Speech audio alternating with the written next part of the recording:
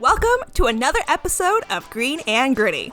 We are 4 master's students trying to make environmental education a little more accessible. We are so excited that you joined us today in our little corner of the internet. So stick around, this is going to be a fun episode.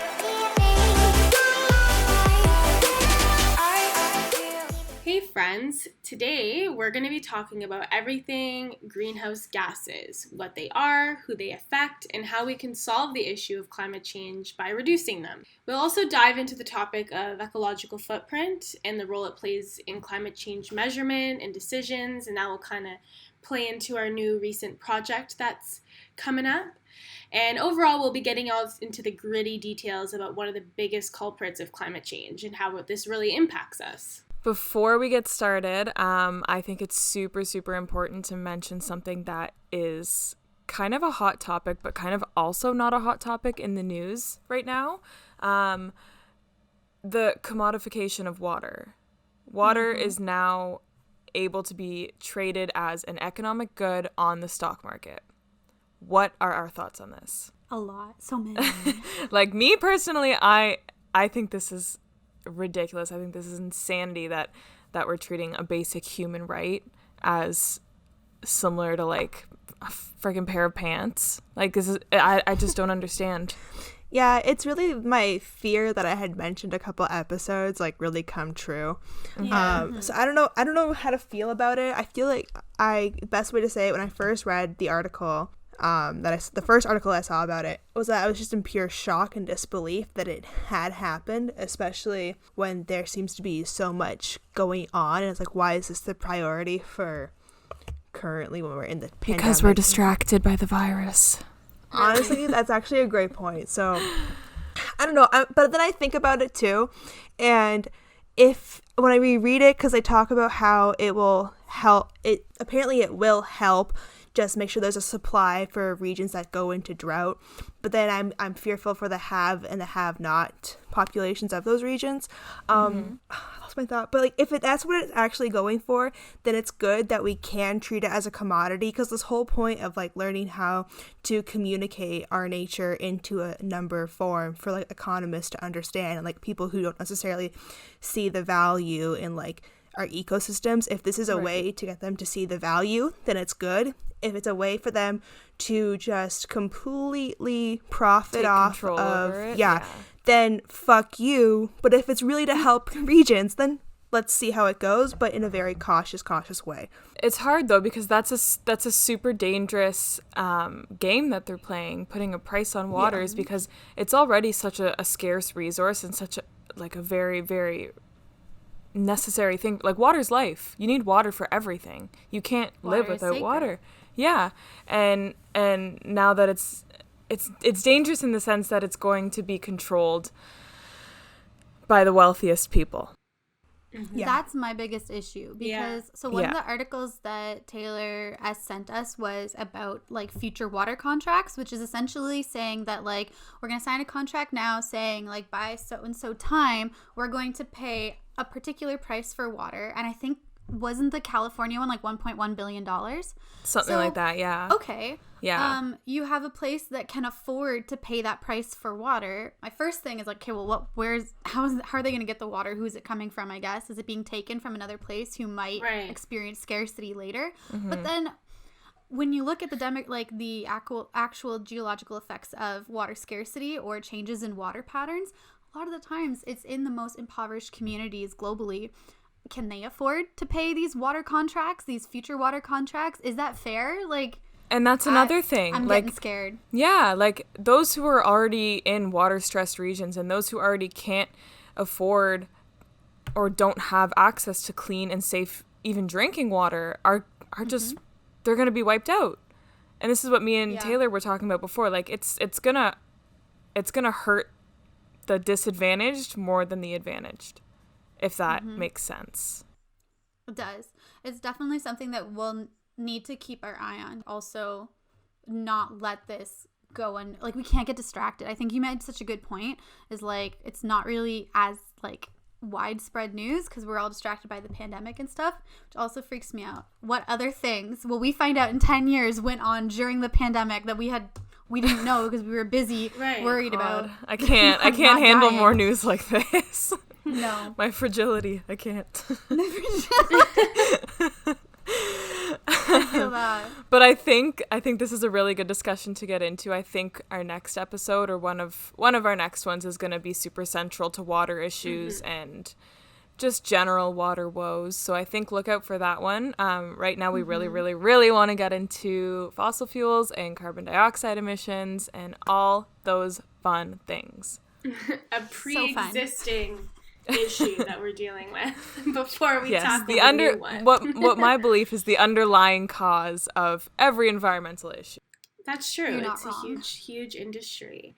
So I promised that I would describe it, give some background, so that way we can have a really cool discussion and get some questions rolling, so that way we're all in the loop.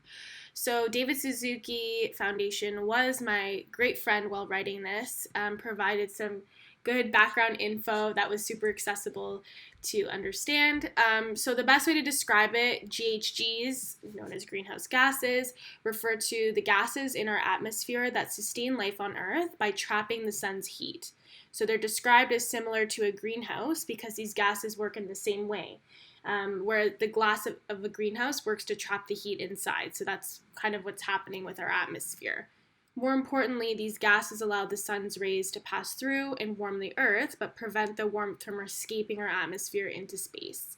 Without naturally occurring heat-trapping gases like water vapor, carbon dioxide, and methane, Earth would be too cold to sustain life as we know it. But the fast increase of carbon dioxide makes this effect more prominent. So although we have functioned for years with like a balanced global carbon supply, our newer activities are creating environmental strain. So the amount of carbon dioxide and greenhouse gases cannot be balanced by our natural processes anymore to remove this carbon. So some of our activities that contribute to this are burning of fossil fuels, massive, deforestation, agricultural practices such as factory farming, dairy and meat industries. And we have increased our carbon dioxide levels in the atmosphere by 42%. From 1760, which was the beginning of the industrial era. So we've reached the highest levels from a period of 500,000 years, which is crazy.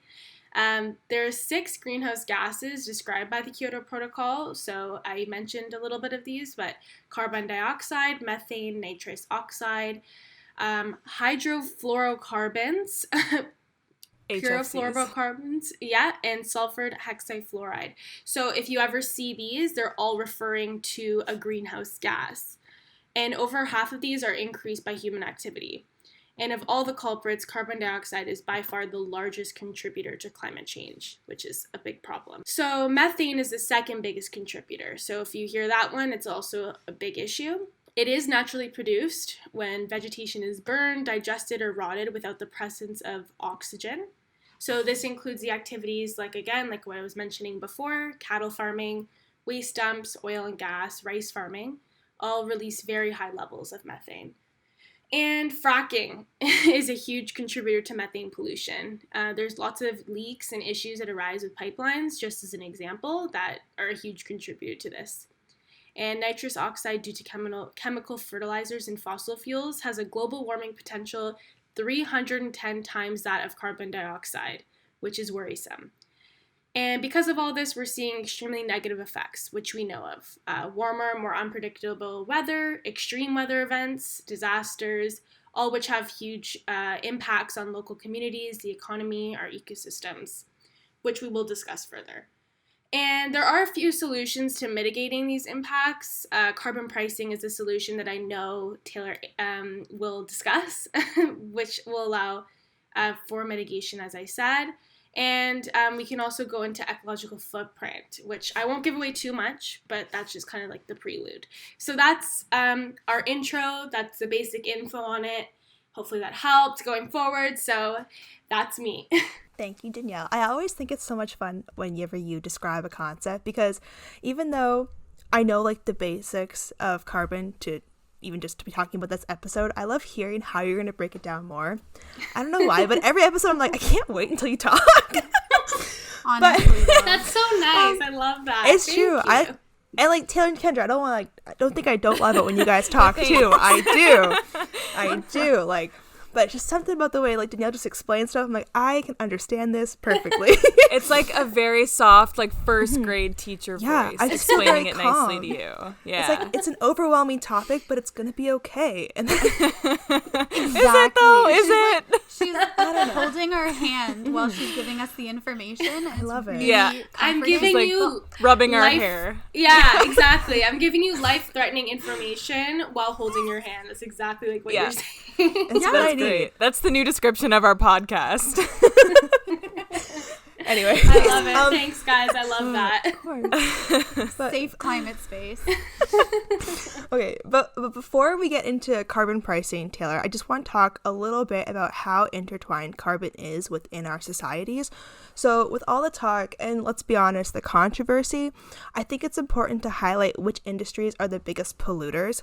Now, the data I found is from the EPA, so these stats are based from American averages. However, it's still a good baseline for the purposes of like our conversation, especially as the USA is recorded as the second largest polluting country. So I figured it's good to just see what's going on with the worst of the worst. Or the best of the worst. Why would you? Anyway. Now, the big three industries emitting carbon are transportation at 28%, electricity at 27%, and then industries at 22% of the 2018 emissions. All of these emissions come from burning fossil fuels. But did you guys know that in 2018, coal was actually leading the way for the most tons burned? They equated to 14.7 billion tons. Oil recorded at 12.4, and gas was only 7.5 billion. I don't like how I said only 7.5 billion tons. That's still a massive number. It's a lot. Because I don't know about you guys, but I was wondering, were you guys equally surprised that coal is still used that much Yes. at a global scale? I really haven't thought about coal. Really? Because I haven't thought about coal at all. I really only ever thought about like gas and oil being used. So Santa still puts coal in the stockings. Christmas joke. Can I digress? Like, take a detour really quickly about coal and my own personal experience? Okay, so I'm gonna say this and trying not to sound too hoity-toity, but I did a semester abroad in Poland. I have to do that voice, otherwise the privilege is too much. No, you're right. But, you did it great. yeah, thank you. So while I was living abroad, I realized upon like the winter season, so I think it was like November, December, a lot of my classmates and I from Canada were starting to get a little bit sick. And we were sneezing a lot more, coughing a lot more, and it was really weird. And then I blew my nose, and it was black. It was literally black. And essentially, we were told by our teachers, oh yeah, you have to get used to it because where we were located, it's a coal like a burning sink. And in the city we were staying at, it just hangs in the air, you breathe it in, and it genuinely makes your nostrils black because in Poland, I think some of the percentages like coal fuel powers 74% of Poland's domestic energy production. Holy crap. Yeah, and it says, I'm reading something that says Poland currently produces an estimated 90% of the EU's hard coal. So it's just, yeah. Jesus. They're phasing it out, but I genuinely blew my nose and saw black, and I was like, I gotta text my mom. I think I'm dying. Holy crap. So when they say get used to it, like, would it go away, like the soot, I guess, like in the summertime? Or is it just always like a light gray whenever you blow your nose? No, because I was there for 4 months and it wasn't an issue at the beginning, but I think something to do about like atmosphere and how heavy the air was, and it just collected more low levels in the winter. I am a biologist, but bitch, I don't know what I'm talking about. Like, I don't know how, but basically my one professor was like, yeah, you know, it happens. That's kind of ridiculous. That's alarming. They just accept that like that. Oh my god, but yeah, I mean, I guess it's good that they're starting to phase it out, but yeah. Jesus, I did not know it was still that high. All right, Kendra, enough about your nose. We need to get into carbon pricing here. All right. I love carbon pricing. So, in my opinion, I think carbon pricing is fantastic. Essentially, it's a climate policy approach that has already been used in many regions around the world in an attempt to regulate the total amount of CO2 emitted in that region. So how carbon pricing works is basically through a program that charges emitters based on the amount of carbon dioxide they emit. Now, as Danielle mentioned before, CO2 is emitted largely through the combustion of fossil fuels, which is used for things like electricity generation, industrial production, transportation, and the use of energy in residential or commercial buildings. But carbon pricing policies are typically in the form of either a carbon tax or a cap and trade system. There are some hybrid approaches, but they tend to get kind of messy in the policy and in the exact design of it. So for now, I think I'm going to stick to just talking about carbon tax and cap and trade. So a carbon tax, exactly what it sounds like. It is a price set per ton of carbon or per ton of CO2 emitted. And because CO2 emissions from the combustion of fossil fuels are directly proportional to the carbon content of the fuel, a carbon tax is in effect a tax on CO2. So what's cool about a carbon tax is that carbon taxes can also be designed to automatically adjust if the actual emissions miss some of the predetermined emissions path.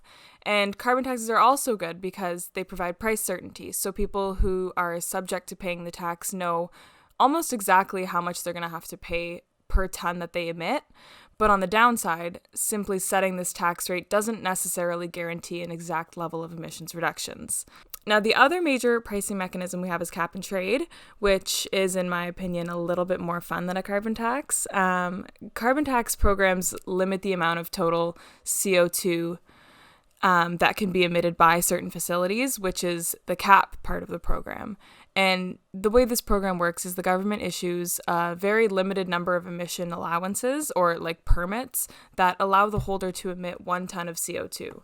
So 1 permit equals 1 ton of CO2 that they're allowed to emit. Now, these allowances are sold either directly to firms or facilities, or they're sold through auction markets, which comes to the trade portion of the program. If you are a large company and you have leftover allowances that you're not going to use, you can trade or you can sell your leftover allowances in the carbon market. And the beauty of the cap and trade program is that the government only has a limited supply of allowances, which really emphasizes the cap on the total emissions.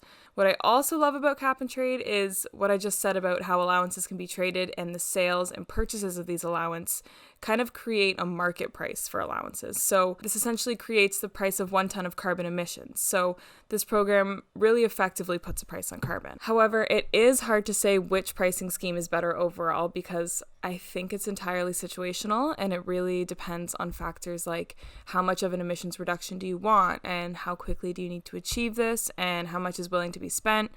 All these things are needed to determine what the best pricing mechanism would be in certain areas.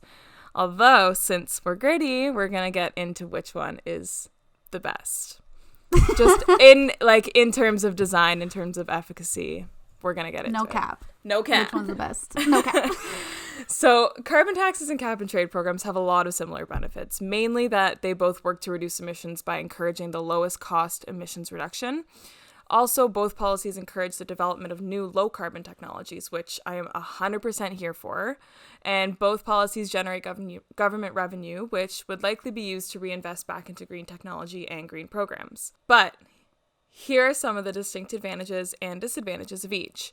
So a carbon tax is good because it offers stable carbon prices. So people like energy producers can make investment decisions without fearing that costs will fluctuate.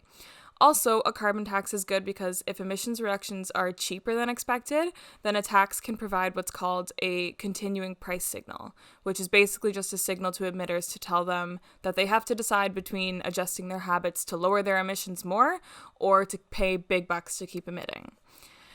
But carbon taxes do not offer the same certainty in reducing emissions as a cap and trade program does. It's argued that this can be fixed with a really well-designed carbon tax policy, but who knows? I don't think this one particular area has seen drastic success with a carbon tax just yet. Also, a lot of taxpayers aren't happy when they hear of a carbon tax being implemented because they think of it as just kind of like another fee they have to pay out of pocket and something else is going to show up on their bills. But again, there are tons of arguments against this, but I think those are kind of the disadvantages of carbon taxes. Cap and trade, however, is very advantageous because by setting an emissions cap that declines over time, a cap and trade policy can increase certainty that emissions will fall below the targets. But the downside of cap and trade is that it it doesn't really encourage reductions beyond the emissions target. So if the cap isn't set low enough, it won't have very much impact in overall emissions reduction. There's also been past issues with the European Union, their emissions trading schedule, and the Regional Greenhouse Gas Initiative, their cap and trade programs, where the program is being overly generous in its allocations of emission allowances, which again doesn't really have enough impact on reducing emissions, and kind of defeats the whole purpose of setting up a carbon pricing mechanism. But I think it's really important that I note that all these issues and all the disadvantages that I just mentioned are mostly problems with the design of the program, the design of the cap and trade program, and each has a very straightforward solution.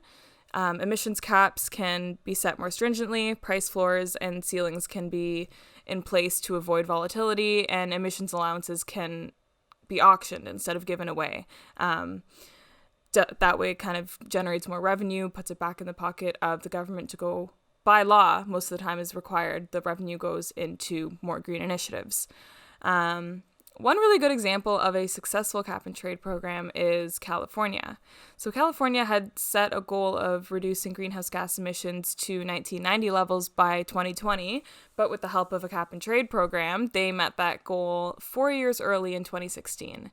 They are well on their way to meeting their other goals of reducing GHG emissions to, I think they have 40% below 1990 and 80% below 1990 levels by 2050.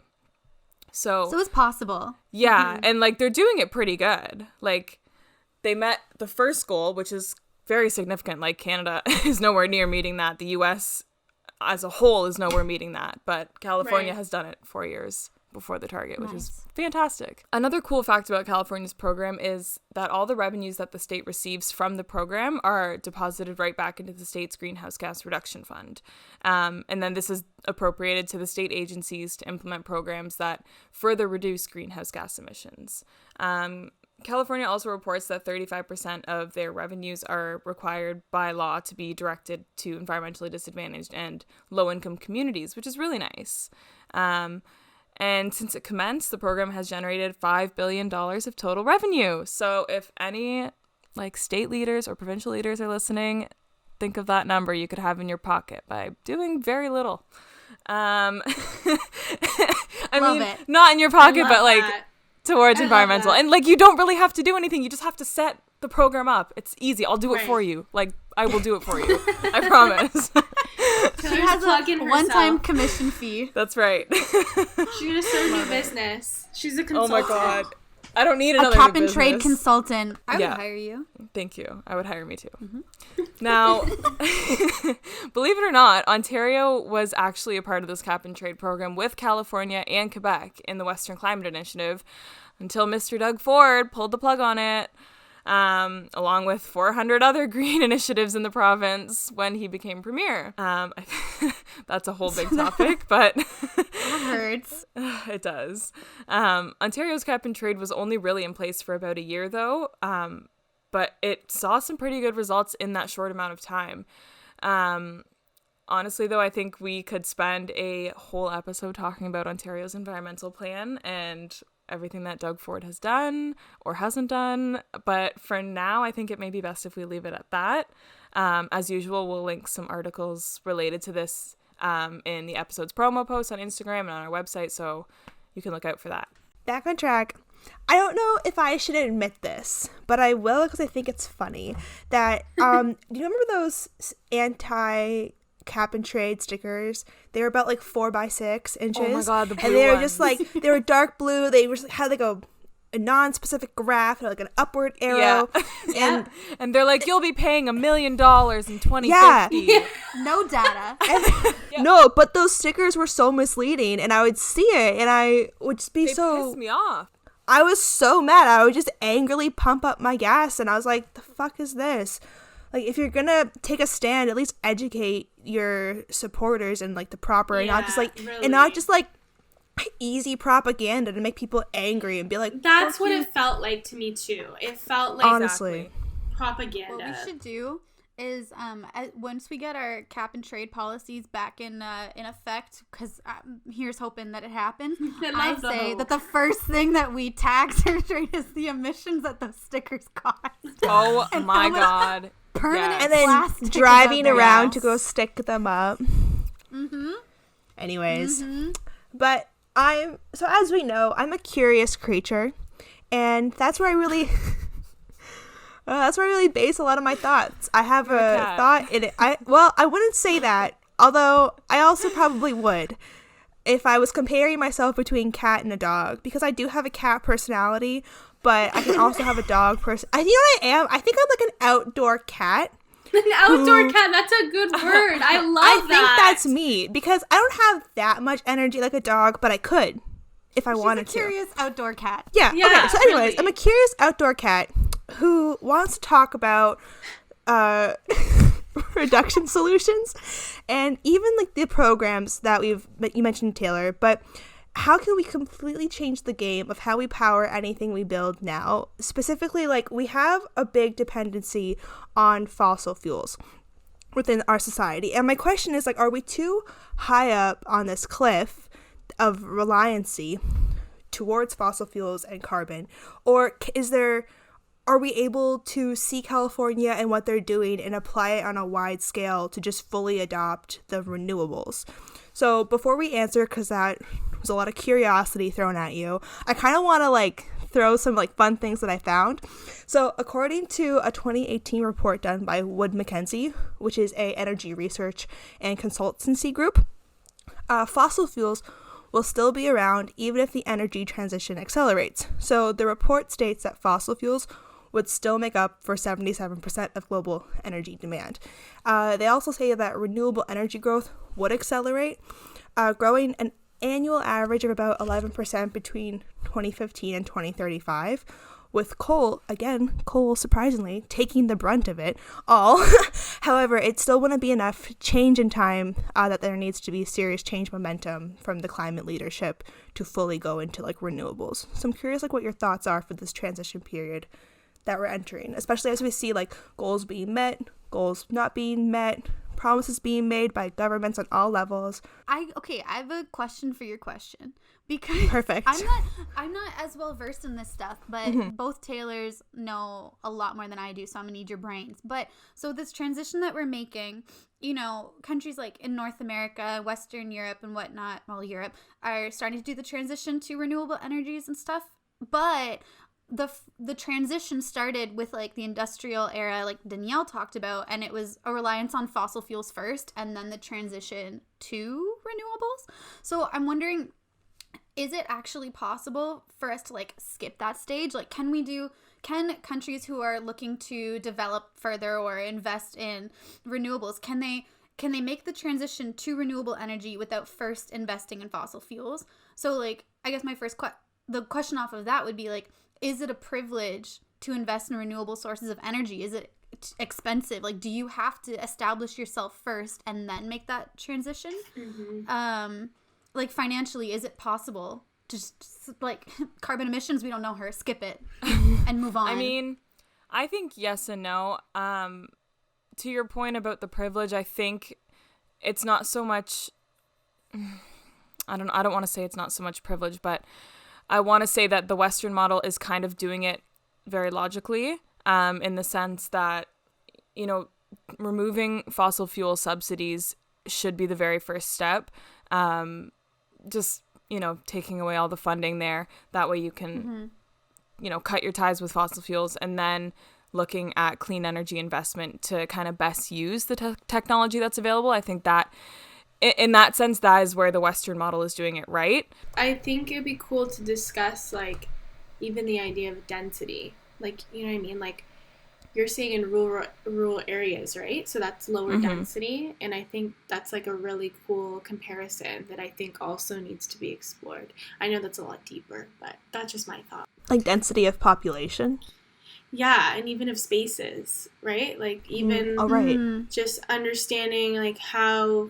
So sometimes they're like exactly what Taylor's saying. We can understand it less about privilege and like money, but like more about like where you live and like the density of where you live, and just kind of making use of the land that you've got, because so, like, a lot of rural and like lower developed areas have a lot of farmland, and so that farmland is great to build wind turbines for wind power, or to build a grid for solar panels. Exactly. Whereas, like, for example, someone in the city could have like double the income of someone living an hour north of me, but they don't have the space to put those they're in more of a position, right? And then another thing with climate change, we're pushing for higher densities to like help mitigate the effects of climate change, right? Like, how can we create more complete communities with transit? I know this is way off. I'm just giving an example, but how does that play a role in mitigating away from fossil fuels?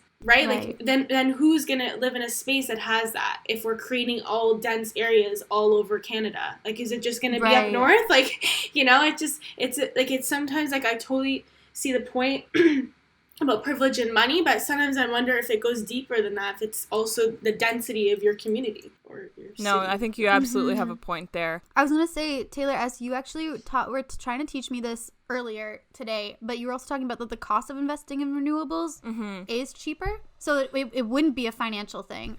Upfront, it's probably on paper more expensive than fossil fuels, but after those upfront costs of, I'm going to use solar as an example, after the upfront costs of, setting up the solar grid or installing the panels and buying the generators, you basically have no costs for the next 15, 20 years until you need to update your converter, I think it's called. But like, other than that, you really don't need to maintain them. Every once a year, maybe you got to go brush off the solar panels to get rid of like debris and whatever else. But besides that, I think that's pretty much it. So it's more of a one-time jump in investment. Exactly, because it's constantly going to be generating electricity and generating energy for you through the sun. So you just kind of set it and forget it. Right. That'd be set cool it and forget it. Set it and forget it. I like that. And I think that's why solar is a really good investment, because not only is it clean energy and you don't need fossil fuels, it's very easy and it's affordable, and you can put them pretty much anywhere. You can put them on houses, you can put them on train stations, you can put them in farmland, and it's not like you can generate too much electricity with that, because as much, like, if you have a surplus of electricity generated from your solar panels, it just goes back to the grid for you to use at a later time. So it's kind of like a storage bank. Yeah. Oh, So that's a good point. Yeah. I like that. I think that's interesting. I do. So to answer Taylor A's question, then we can walk the walk of renewable energy. Yeah. Is what you're saying. 100%. It's definitely feasible and at a large scale. Yeah. Not just like, get some subsidies by putting a solar panel or two on your roof of your house and like maybe getting $200 back. Like it's a movement. Yeah. Cool. 100% it is. Yes. That's what I'm trying to say. I know we digressed a lot from Taylor's question, but I think it was... No, we sparked curiosity, and that's my whole thing. You know what I mean? It's a joke that I've just started Taylor's now, but role. It's true. I'd rather like a question lead into like a really thoughtful discussion that we can take away something from than nothing, because that's the point of this podcast, right? Is to like throw a thought out there that we may have. It's just a question from like our readings that we're talking about from this week's topic, or even something we read in the news, but then to present it to the group, right? Yeah. And see where it leads us.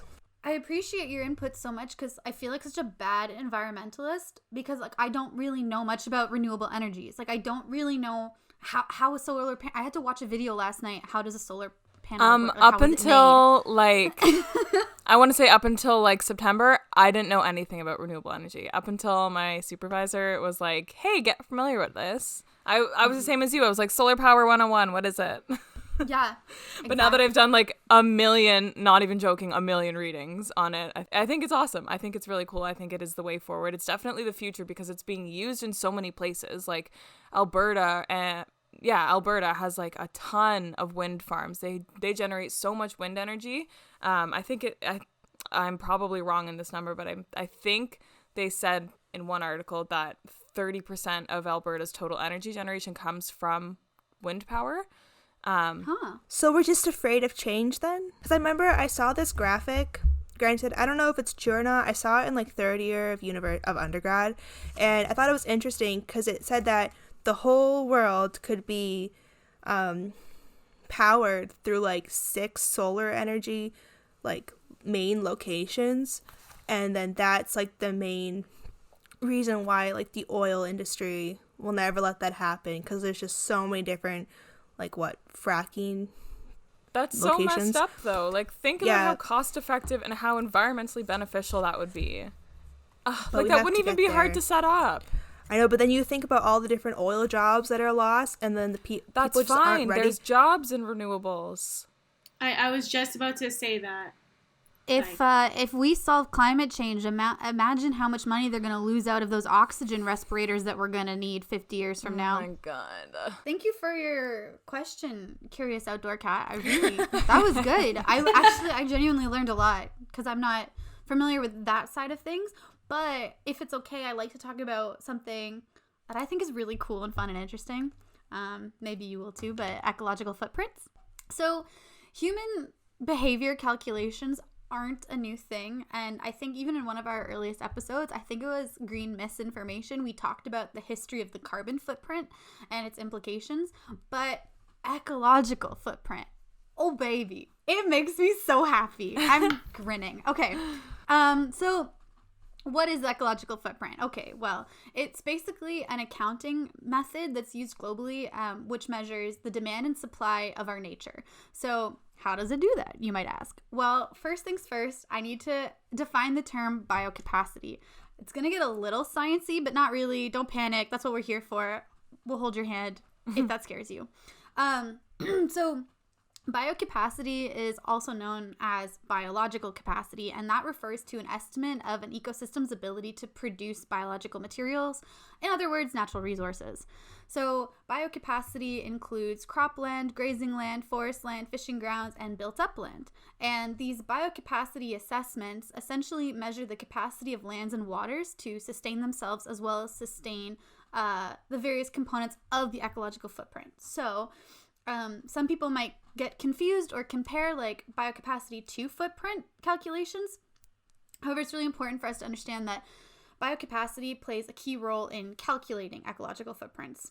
So biocapacity plays a key role in calculating ecological footprints since it's the metrics that ecological footprint uses to compare itself to. If that's confusing, I'll break it down a little further. So once you understand the available biocapacity of a particular ecosystem, that can provide insight on what resources are being used. However, on its own, biocapacity can't be used as a measure of sustainability. It can basically tell you, okay, we used X amount of, our water resources. All right, cool. What do you do with that information if you don't have some sort of metric to put context to it? But when you combine biocapacity with ecological footprint, you can then create a measurement of human impacts on the environment. And that's because ecological footprint calculations measure human demand for biocapacity.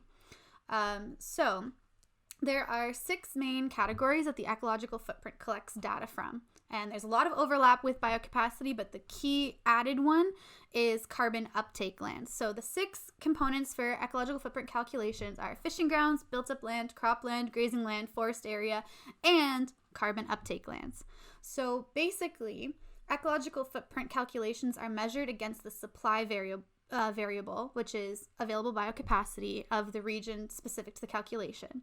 Does that make sense so far? Mm-hmm. That's great. Cool. So to summarize, like a long story short, basically, you have your biocapacity. You realize, okay, how much quantity can an ecosystem create of this one thing? What is the supply that this ecosystem can give us?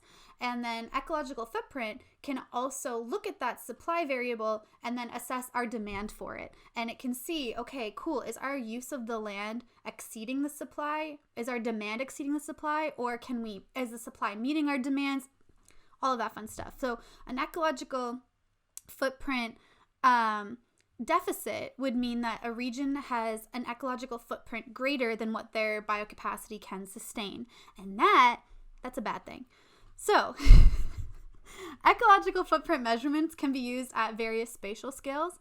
So you can use ecological footprint to measure the footprint at like global levels as well as at national levels. So this is really helpful if, you know, a country has established global commitments to promote sustainability and mitigate their impacts of climate change. Ecological footprint calculations can be used as a tool to monitor their progress, so whether they're succeeding or not. So if they say, oh, we want to use less of blank, you can actually look at these calculations and monitor it and actually give like hard cold facts of like, no, man, you surpassed your commitments, you by a lot, and here's what we're going to do about it, and here are the impacts of that. Or you can say, actually, you know what? You met your commitments, and here were the factors that you did that aided you to complete that goal, which is very helpful information to then use in other parts of the world.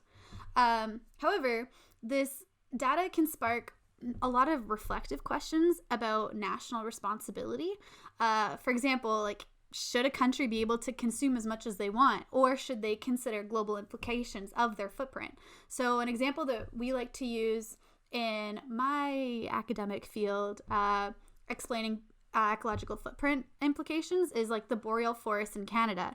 So the boreal forest is a major carbon sink for Canadians, and when we're doing our carbon footprint calculations, it's a great offset for us, right? But it's not only a carbon sink for Canadians, it's a sink for carbon emitted from around the world.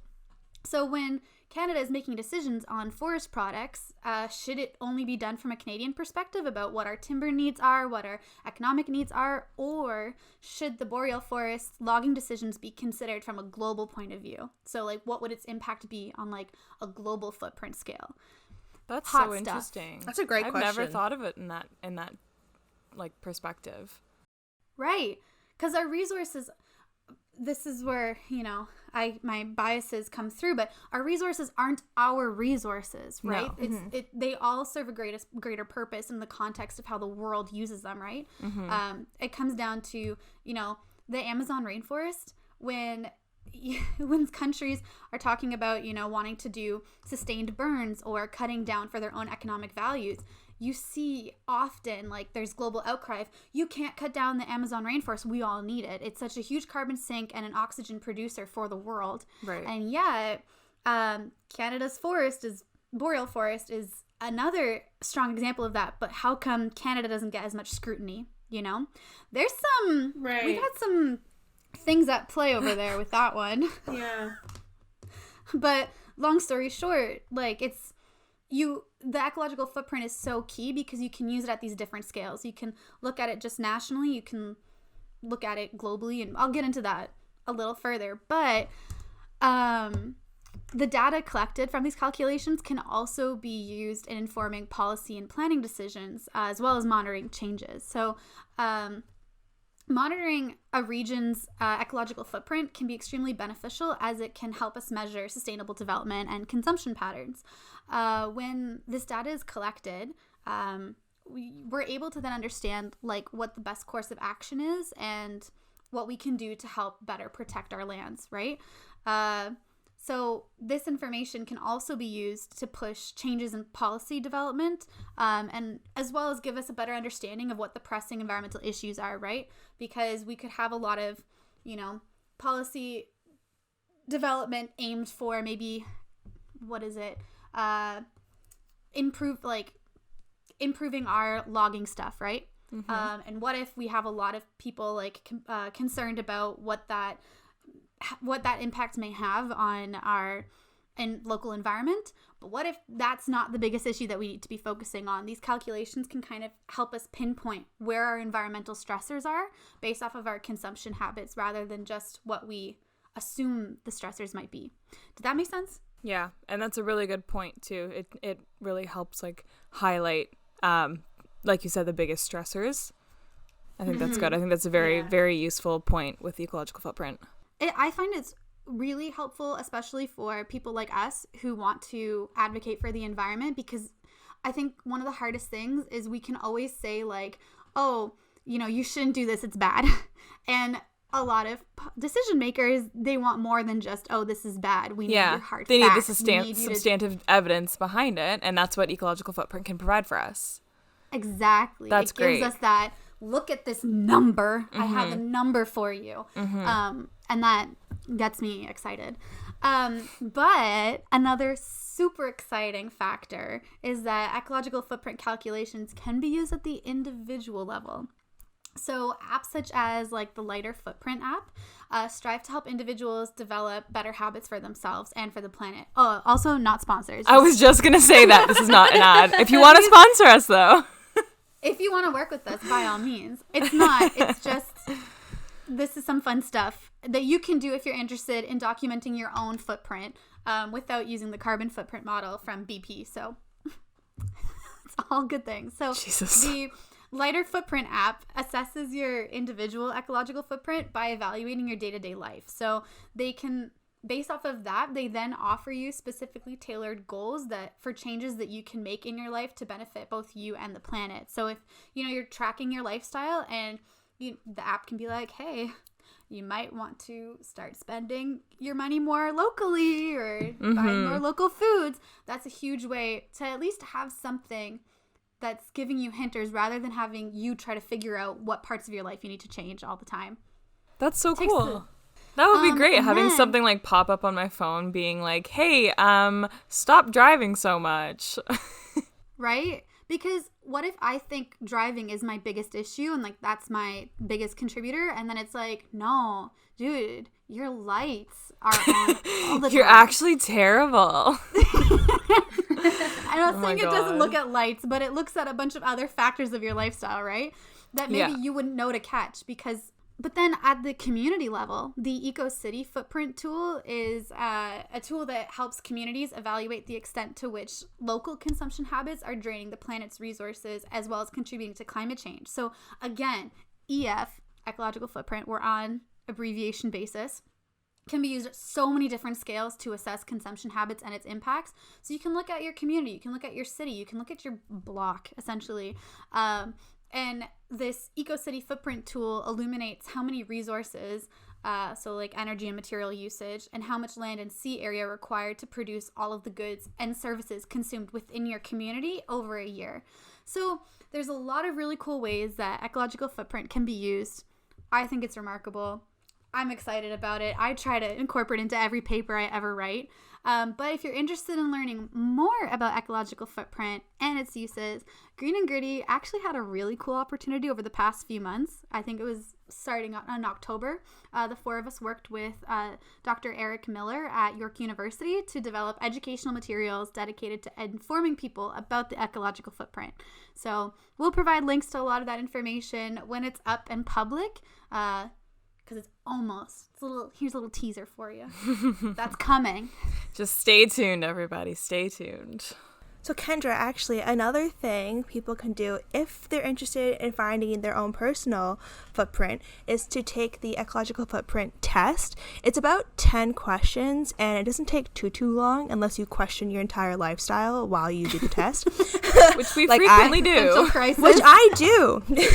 But it's very interesting because I've always enjoyed taking the test. I think I've taken it every couple years since finding out about it in undergrad because I like to see how my lifestyle has changed, not only as being like a heavy commuter student until this semester, but just even to see how like my dietary preferences have changed over the years, just being more aware and like just to see what I can do, because I know that like raising meat and dairy is a lot to do with emissions as well. So like, oh, look at this one change I've made. But what's cool about the test is that you can play around with your answers. So it's not like you take it once and it's gone forever. You can go and you can see the adjustments you can make while you're taking it to see what like a real time of like a planning of to reduce your own footprint. So we're going to be linking that in our website so that if you're interested, it's right there and you can take the test yourself just to see what's going on your own personal level. But we want to leave it at that. We've talked a lot about carbon emissions, and we know it can be overwhelming due to the pressure of these conversations and, of course, the countdown until the inevitable doom our planet will face if nothing is done to reverse the state we are in. However, we're positive people, so we do hope that this episode was able to explain why understanding the impacts of carbon the use of fossil fuels and knowing how some of the solutions are helpful in either stirring conversations at home, at work, or even just a new perspective of thinking. So until society fully transitions to a renewable energy grid, the greenhouse gas effect will continue to intensify outside of like the naturally occurring ecosystems. And this will ultimately result in the global warming to be the irreversible 1.5 degrees as the average global temperature. And lately, with the real possibility of hitting 2 degrees Celsius, already in 2019, we saw the global temperature hit 1.1 degrees.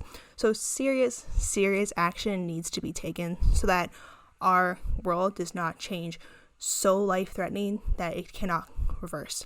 And like we're almost at that point. No, like, I know. That's the big stress of 1.5 Celsius. No, I know you know, but for like everyone out there who no. doesn't know. Sorry. Like, this is the stress with 1.5 degrees Celsius. Like, we cannot get past that level, because if we get past that level, there is no hope in coming back from that. Like, that is when shit hits the fan. Mm-hmm. Like, it's already hitting the fan, but we're just like, that is the point of no return. What does 1.5, like, what does that rise mean? It means that extreme events such as like rising sea levels, the melting ice caps, events like that are going to happen more often, which they have been happening more often, and then each time they happen, it's going to be bigger and more disastrous. And just, if you want to put it in terms of cost, it's going to cost more to repair the damage of these events than it would maybe overall of transitioning. Who knows? Little thought provoker in there. But the good news is that governments are putting out policies, like climate policies, to do what we can locally, such as like carbon tax and cap and trade programs. Sure, Ontario no longer has it, but the fact that we did have it and we did see progress, and that we see progress in California, means that maybe one day in the future our government will bring it back. Because it's great. I'll make them. I'll force them to. Perfect. You heard it here, folks. They will. But it's great because it helps keeping industries accountable and responsible for their emissions while working like within their operations, as I understand. So otherwise, the continuation of the business as usual will completely deplete our ecosystems of our natural assets. It needs to build into a global effort to ensure that humans are not demanding more out of our Earth than she can supply for us. So, like Kendra was saying, maintaining an updated measure on our ecological footprint and biocapacity will be instrumental in all types of sustainability assessments moving forward as a society, as it seriously utilizes a sustainable development mindset. So, with all that said, the only mindset we need going forward. We can't have really any other mindset. I mean, no. The time is now, people. Either way, do your part as much as that can be. Have a positive attitude and just do what you can, even if that's just me having a conversation and learning something new. And if there was anything we talked about today that sparked your interest or got your research juices flowing, head over to our website and you can find the sources we used in today's episode. And as always, thanks for joining us in our little corner of the internet. You can find us on our Instagram at GreenAndGritty or on our Facebook, which is at GreenAndGritty. We would love to hear from all of our incredibly brilliant listeners. All right, so this is Green and Gritty signing out. Bye.